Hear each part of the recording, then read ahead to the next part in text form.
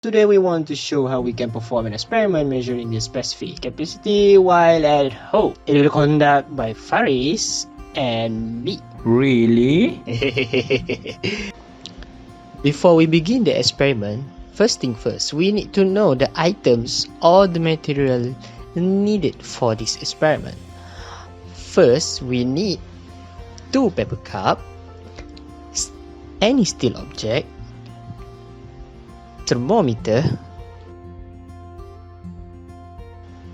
stove, electronic weight,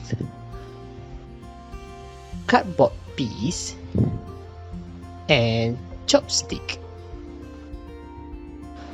So this is how we will going to do it. First, we use paper cups as the body of calorimeter. Cut a piece of cardboard as a cover for the calorimeter and make a small hole. Then fill in the water to 260 grams.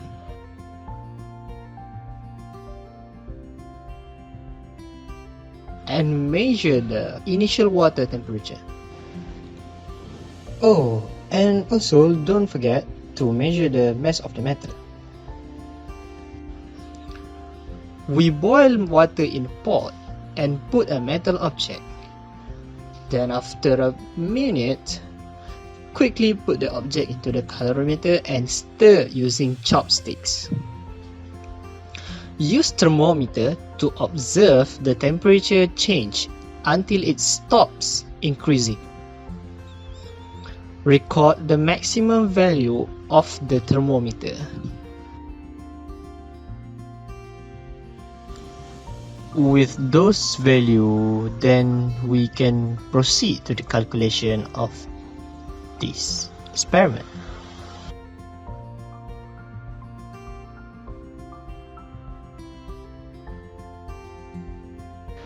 When we heat up the metal object, the metal absorbs the heat as we insert the metal in a boiling water.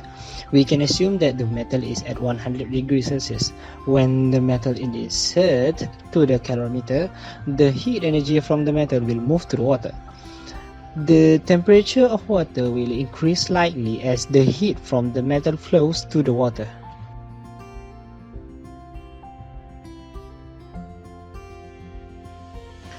When we put the hot metal into the calorimeter, the water will be heated up and the metal will cool down until both have the same temperature. This is where we call it as thermal equilibrium state, where there is no net energy flow between metal and water.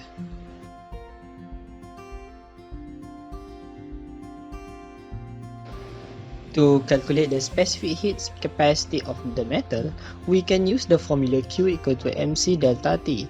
M is for mass, C is for heat capacity, delta T is for temperature change, and Q is the heat transfer.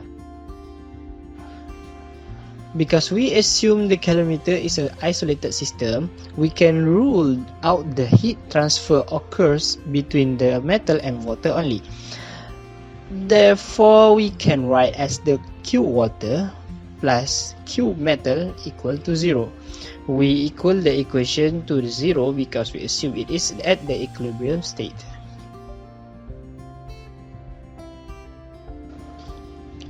Then we use all this formula and we can substitute the known value of initial and final temperature, mass, and specific heat capacity of water. Also, the mass and the initial and final temperature of the metal. Then, we can find the C metal, which is the specific heat capacity of metal. The result is this shows that 0.565 joules needed to increase 1 degree Celsius in temperature of the 1 gram of the metal. The metal we use is iron and the theoretical value of heat capacity of iron is 0.45. Obviously, there are slight error between the measured and theoretical value. We can find the percentage value by using the percentage error formula. And the percentage error we got is 26%. Oof, that is so big value. The error analysis shows that there are errors in determining the heat capacity of the method. Sources of errors such as homemade calorimeter is not completely isolated from the environment. The paper cups also can absorb the heat energy because the paper cup is not perfect heat insulators. The metal is not purely made from iron. An additive or coating can change the heat capacity of the object.